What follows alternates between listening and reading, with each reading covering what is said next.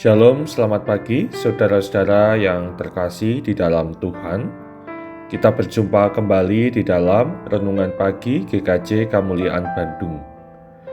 Renungan pada pagi hari ini berjudul Kasih dan Pengkhianatan. Bacaan Alkitab dari Injil Yohanes pasal 13 ayat 21 sampai dengan yang ke-30. Dipersilakan saudara-saudara untuk mengambil waktu pribadi membaca bacaan Alkitab pagi ini. Saya akan menyampaikan renungan pagi untuk kita semua. Saudara-saudara, pengkhianatan adalah salah satu pengalaman yang paling menyakitkan dalam hidup manusia.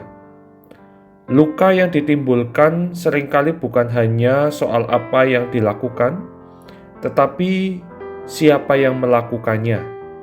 Terlebih jika itu datang dari orang yang dekat dengan kita. Firman Tuhan hari ini membawa kita pada sebuah momen yang sangat mendalam. Tuhan Yesus menghadapi pengkhianatan dari muridnya sendiri, Yudas Iskariot. Dalam suasana perjamuan terakhir, Tuhan Yesus menyatakan bahwa salah satu dari muridnya akan menyerahkannya. Murid-murid pun terkejut dan bertanya-tanya siapa yang dimaksud. Yang menarik, Tuhan Yesus sudah tahu siapa yang akan mengkhianatinya. Namun ia tidak mempermalukan Yudas di depan yang lain. Bahkan Tuhan Yesus memberikan roti kepada Yudas. Sebuah tindakan dalam budaya saat itu merupakan tanda kehormatan dan kasih.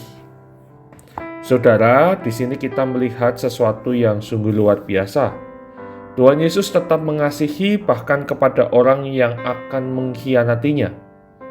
Namun respon Yudas justru sebaliknya. Ia tidak membuka hati untuk bertobat. Firman Tuhan mencatat bahwa setelah menerima roti itu, Yudas dikuasai oleh kegelapan.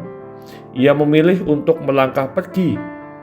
Dan Alkitab menuliskan dengan sederhana namun maknanya dalam, hari sudah malam. Ini bukan soal waktu saja, tetapi gambaran tentang hati yang telah tenggelam dalam kegelapan. Kontras ini sangat jelas. Kasih Kristus yang tetap setia dan hati manusia yang bisa mengeras dan menolak kasih Kristus itu. Saudara-saudara, melalui firman ini kita diajak untuk merenungkan dua hal penting. Pertama, kita diingatkan bahwa kasih Tuhan selalu tersedia, bahkan ketika kita tidak setia. Tuhan tidak berhenti mengasihi bahkan ketika manusia jatuh dalam dosa. Ia selalu memberi kesempatan untuk kembali. Tetapi kasih itu tidak memaksa. Kita tetap harus memilih untuk meresponnya. Kedua, kita diajak untuk belajar mengasihi seperti Kristus. Ini bagian yang tidak mudah. Bagaimana mungkin kita mengasihi orang yang menyakiti kita? Bagaimana mungkin kita tetap berbuat baik kepada mereka yang melukai hati kita? Namun inilah panggilan sebagai murid Kristus. Mengasihi bukan hanya ketika mudah, tetapi juga ketika sulit. Mengasihi bukan hanya kepada yang baik kepada kita, tetapi juga kepada mereka yang pernah mengecewakan kita. Mengasihi bukan berarti membenarkan kesalahan, tetapi memilih untuk tidak membalas dengan kebencian. Mengasihi berarti menyerahkan luka kita kepada Tuhan dan membiarkan kasih-Nya memulihkan hati kita.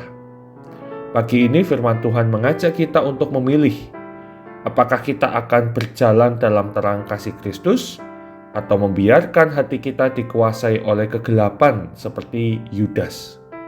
Mari kita memilih untuk tetap tinggal dalam kasih Kristus.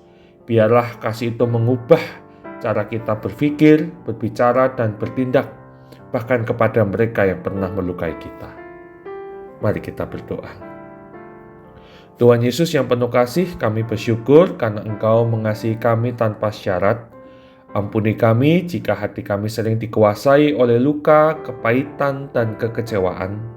Ajar kami untuk mengasihi seperti Engkau mengasihi, bahkan kepada mereka yang pernah menyakiti kami. Lembutkan hati kami, agar tetap tinggal di dalam terang kasih-Mu. Di dalam nama Tuhan Yesus kami berdoa, amin. Saudara, selamat pagi. Kiranya kasih Kristus memenuhi hati kita dan menuntun langkah kita sepanjang hari ini. Tuhan memberkati.